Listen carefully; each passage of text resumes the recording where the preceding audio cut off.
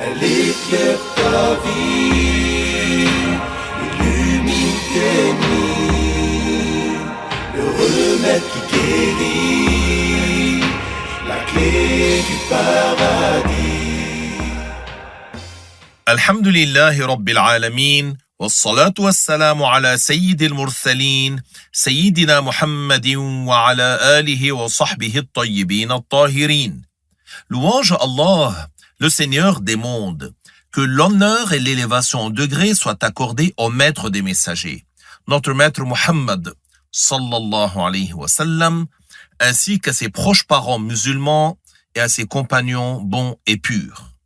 Chers auditeurs, chères auditrices, Assalamu alaykum wa rahmatullahi ta'ala wa barakatuh. Nous allons aborder aujourd'hui, Inch'Allah, une question très importante du livret intitulé La croyance des musulmans.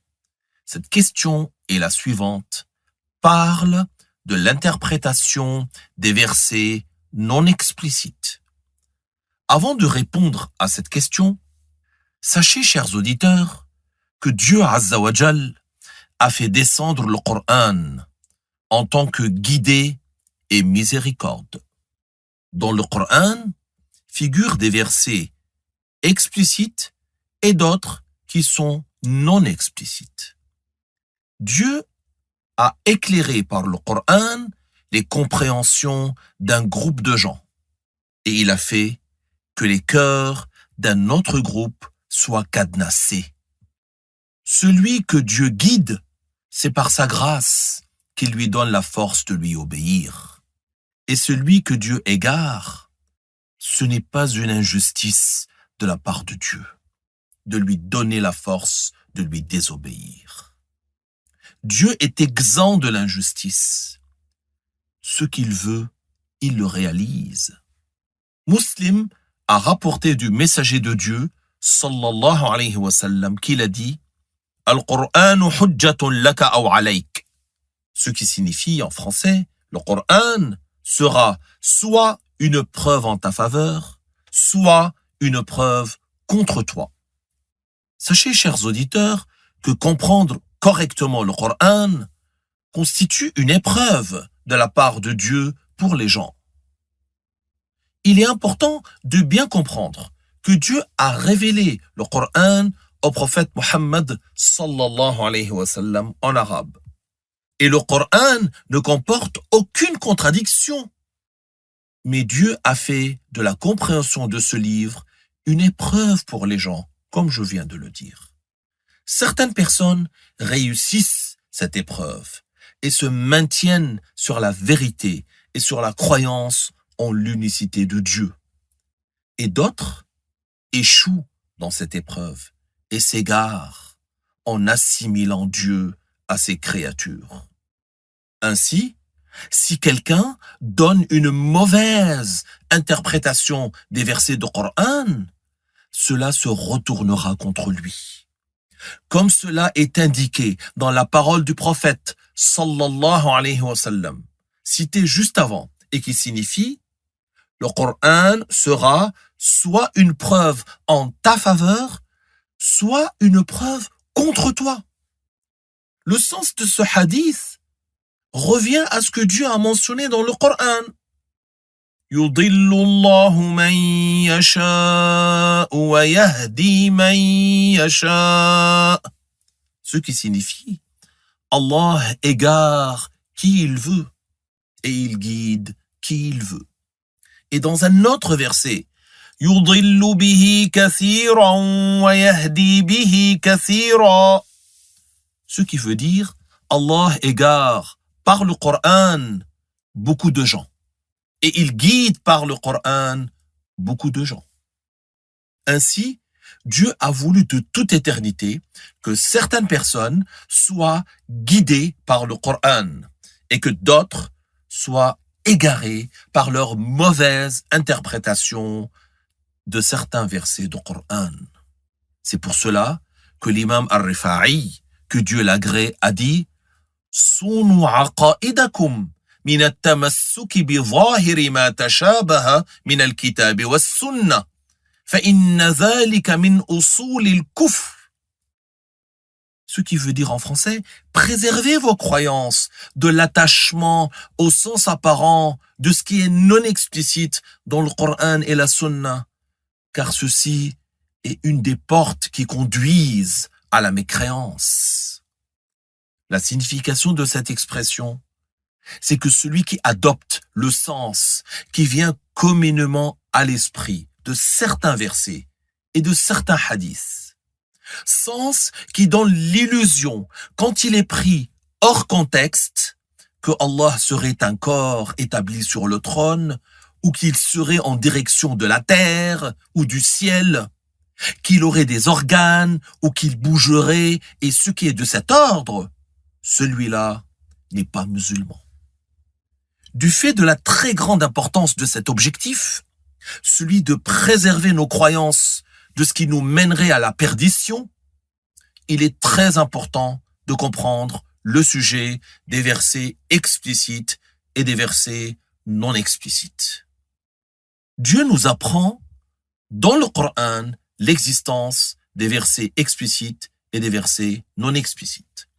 Allah Ta'ala dit هو الذي أنزل عليك الكتاب منه آيات محكمات هن أم الكتاب وأخر متشابهات فأما الذين في قلوبهم زيغ فيتبعون ما تشابه منه ابتغاء الفتنة وابتغاء تأويله وما يعلم تأويله إلا الله والراسخون في العلم يقولون آمنا به كل من عند ربنا. Sachez, chers auditeurs, qu'il y a deux façons de réciter ce verset. La première, c'est en s'arrêtant au niveau du terme « illallah » wa ma ya'lamu ta'wilahu illallah. Et la deuxième, et c'est celle que j'ai récitée, c'est en continuant au niveau du terme « illallah » puis s'arrêter au terme « warrasikhuna fil ilm ». Et les savants exégètes ont expliqué ce verset de deux façons, selon les deux récitations. Voilà la traduction de la signification du verset tenant compte de la deuxième récitation, celle que j'ai faite.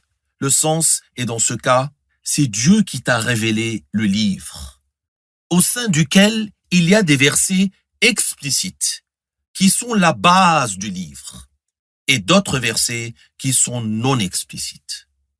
Quant à ceux qui ont leur cœur dévié, ils suivent ce qui n'en est pas explicite, pour faire tomber les gens dans l'égarement et faire de mauvaises interprétations.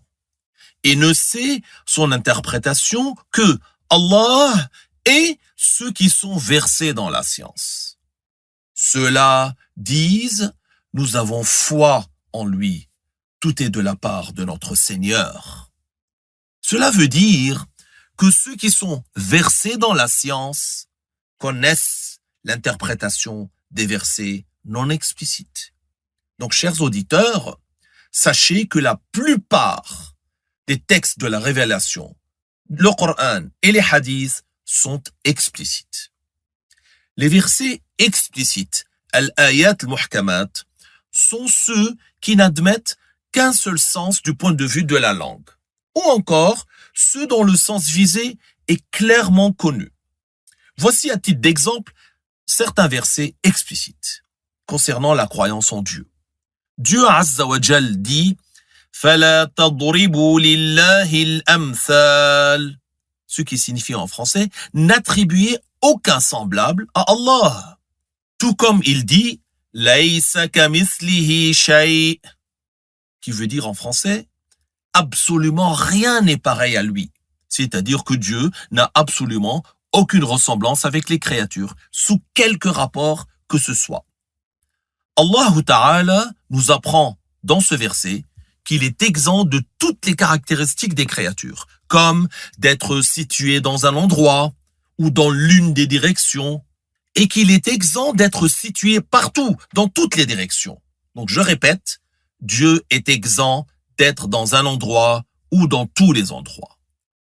Si Allah était dans une direction particulière, comme celle du trône, ou dans toutes les directions, ou dans un seul endroit, ou dans tous les endroits, ou s'il était tantôt en mouvement et tantôt immobile, comme les êtres humains, les animaux, les anges et les djinns, il aurait des semblables innombrables.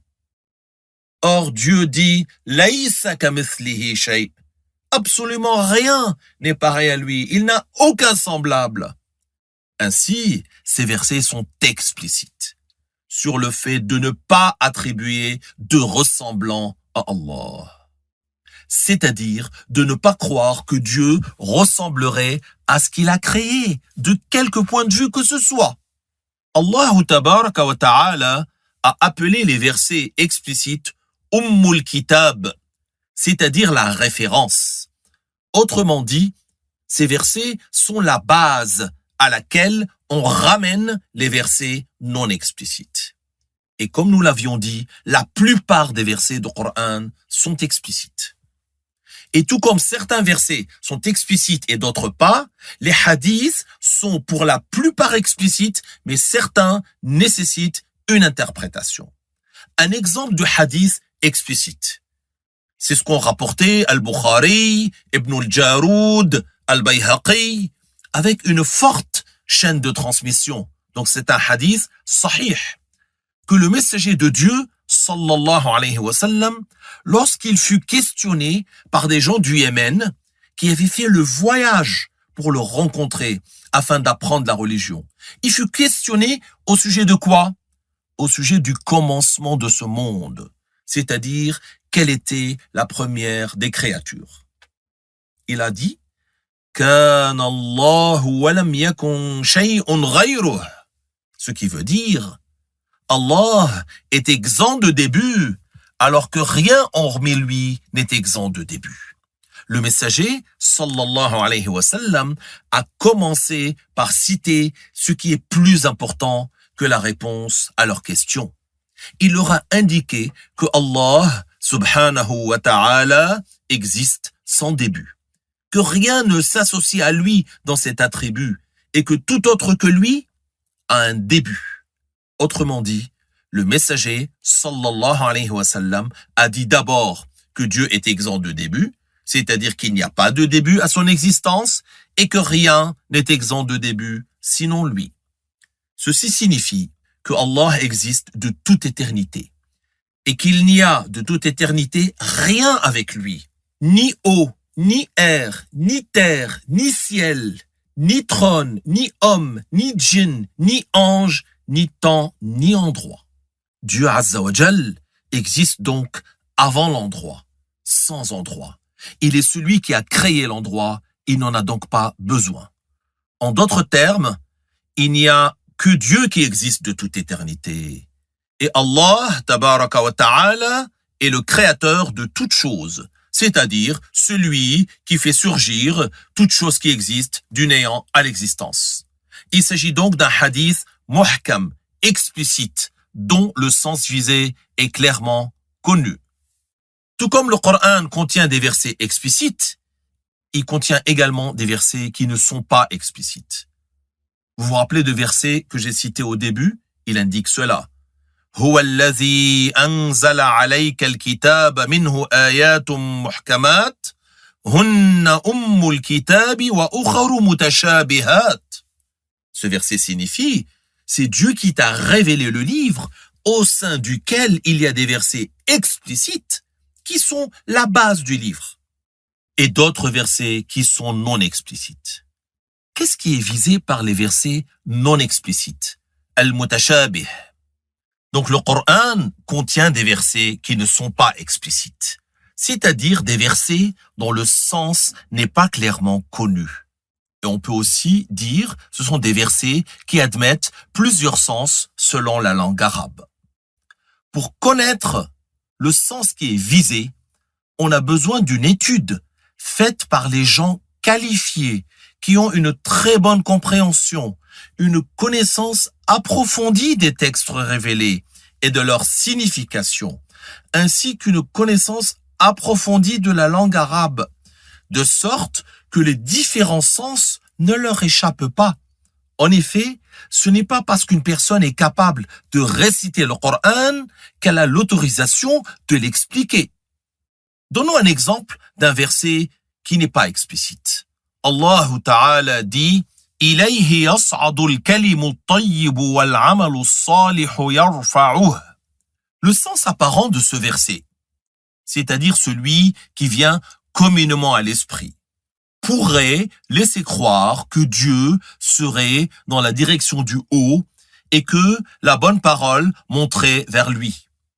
Mais ceci n'est pas le sens de ce verset, car cela contredit les fondements mêmes de la croyance musulmane, qui sont confirmés de façon catégorique. Cela contredit le Coran, le hadith et la raison. Ainsi, ce verset signifie que les livrets dans lesquels est inscrite la parole « La ilaha illallah », ces livrets montent jusqu'au lieu honoré par Dieu, qui est le ciel.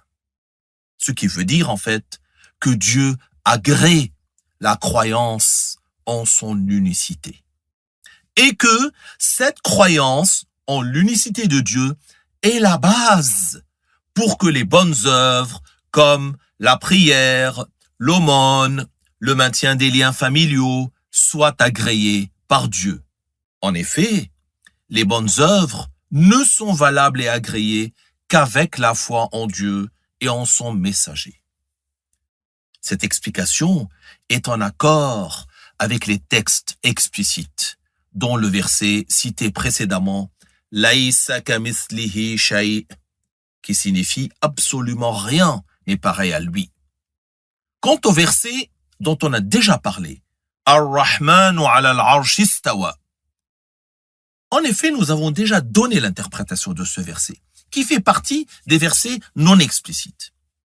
Je vous rappelle qu'il est un devoir de s'abstenir de retenir le sens apparent. C'est-à-dire, il ne faut pas retenir le sens apparent qui vient communément à l'esprit, c'est-à-dire qui vient en premier à l'esprit quand on entend citer le mot pris hors contexte. Car le sens qui vient communément à l'esprit du mot istawa, en dehors du contexte du verset, c'est le fait de s'asseoir. Et ce n'est pas digne d'être attribué à Dieu. Subhanallah. Il convient de rappeler un avertissement important, à savoir que le fait de s'attacher au sens apparent des paroles non explicites mène à l'égarement. Et je vous rappelle le verset. فَأَمَّا الَّذِينَ فِي قُلُوبِهِمْ زَيْغٌ فَيَتَّبِعُونَ مَا تَشَابَهَ مِنْهُ ابْتِغَاءَ الْفِتْنَةِ وَابْتِغَاءَ تَأْوِيلِهِ. Ce qui veut dire en français, quant à ceux qui ont leur cœur dévié, ils suivent ce qui n'en est pas explicite pour faire tomber les gens dans l'égarement et faire de mauvaises interprétations. Dans ce verset, Dieu blâme l'état de ceux qui se sont égarés en s'attachant à donner aux versets non explicites des sens qui contredisent les versets explicites. Tel est le cas de ceux qui attribuent à Allah le corps, le mouvement, les organes, les changements d'humeur, tout ceci en raison du fait qu'ils ont interprété des versets non explicites par un sens qu'il n'est pas digne d'attribuer à Dieu. Comme les versets explicites sont la référence, et comme il n'y a aucun doute que les versets du Coran et les paroles prophétiques confirmées ne se contredisent pas, il est un devoir d'expliquer les versets non explicites sans contredire les versets explicites, et sans contredire la langue arabe, et sans contredire les fondements de l'islam. Il faut donc savoir que tout verset ou toute parole prophétique dont le sens apparent pourrait contredire le sens des versets et des hadiths explicites a nécessairement une interprétation, car il n'y a absolument aucune contradiction dans la révélation. Les gens de Ahl-Sunnah ont suivi deux voies pour interpréter les versets non explicites. Les deux voies sont valables. La première est celle qui est suivie par la majeure partie des salafs. Les salafs sont les gens des 3 premiers siècles de l'Hégire. En effet, ils ont interprété ce qui n'est pas explicite d'une façon globale. C'est-à-dire quoi? D'une façon globale, c'est-à-dire en ramenant ces versets non explicites aux versets explicites. Et ce, en croyant en ces versets non explicites et en croyant qu'elles ont une signification qui convient à Dieu sans en préciser le sens et sans les expliquer pour autant selon le sens apparent, c'est-à-dire le sens qui vient en premier à l'esprit.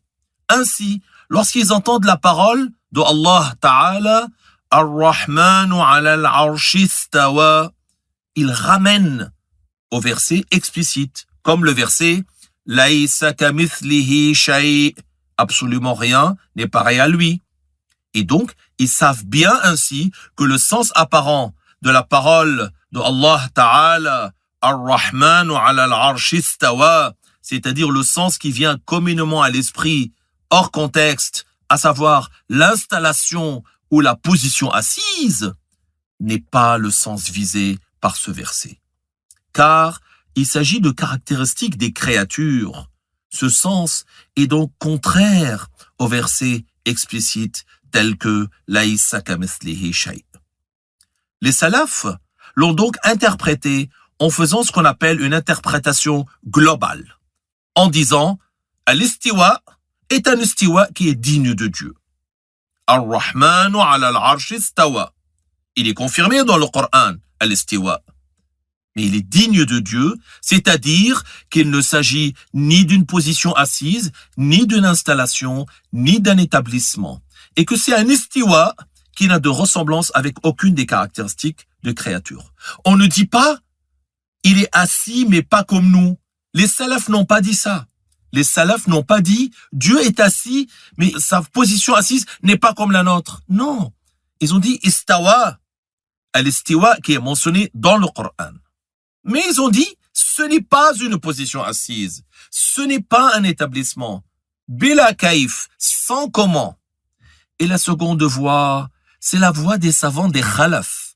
Et les savants des khalaf sont les savants musulmans qui sont venus après les 3 premiers siècles de l'Hégire. Ils interprètent d'une façon détaillée, en désignant des sens valables selon la langue arabe. Eux non plus ne les expliquent pas selon leur sens apparent, agissant ainsi conformément aux gens du salaf. Donc, les gens du salaf, c'est les prédécesseurs qui vivaient dans les 3 premiers siècles de l'Hégire, et ceux du khalaf, les successeurs qui sont venus après eux, sont en accord sur le fait de ne pas donner à ces versets le sens apparent.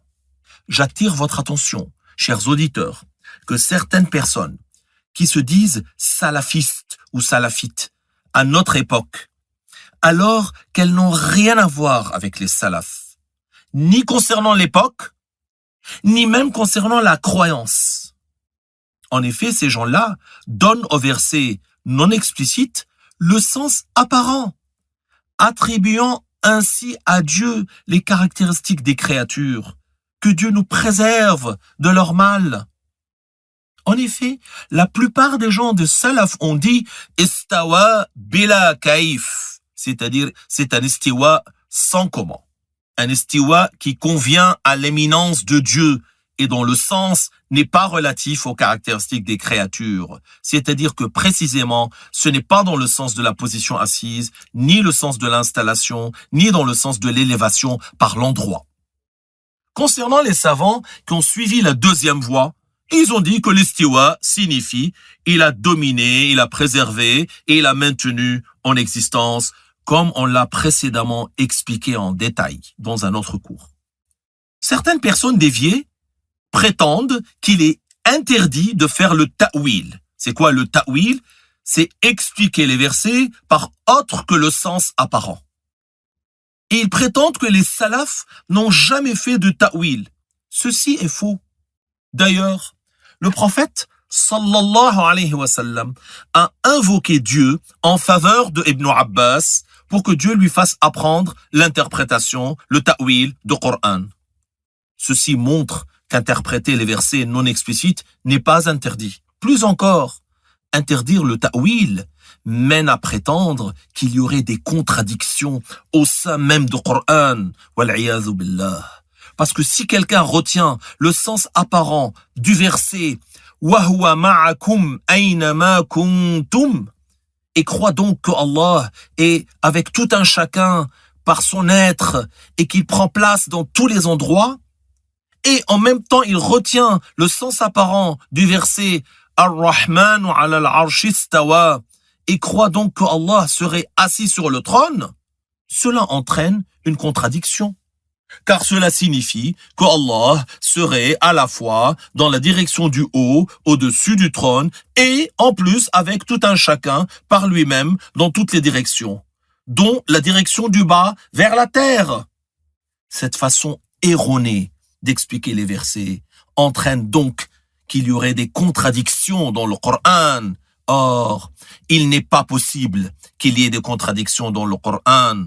Allah Ta'ala dit أفلا يتدبرون القرآن ولو كان من عند غير الله لوجدوا فيه اختلافا كثيرا.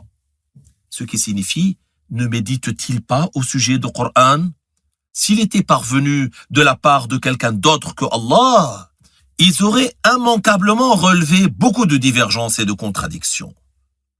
Cependant, si quelqu'un ramenait les deux versets qu'on a cités au verset « Laïsa kamithlihi shay » en interprétant al-istiwa par la domination, ou bien en disant que al-istiwa a un sens qui convient à Allah, tout en excluant au sujet d'Allah l'endroit, la position assise et l'installation sur le trône.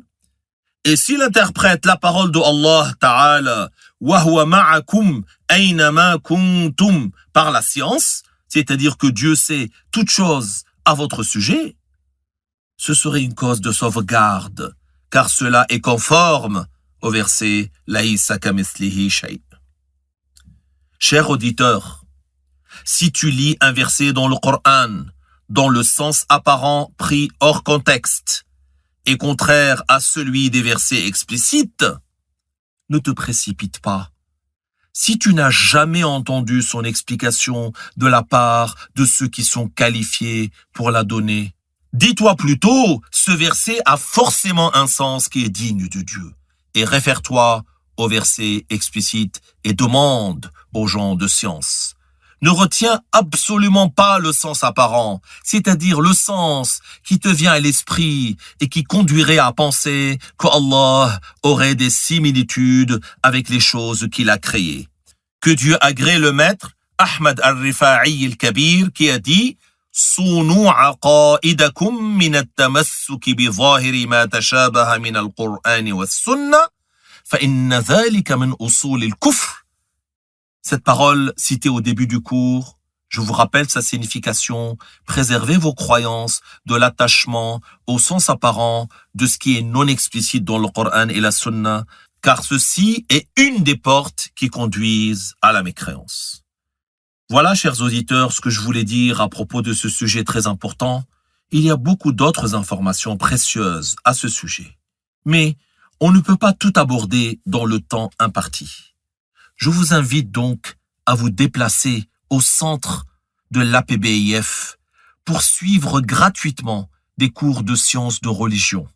Toute l'année, Inch'Allah, vous pouvez demander quel est le centre APBIF le plus proche de vous à travers le formulaire de contact sur le site apbif.fr/contact.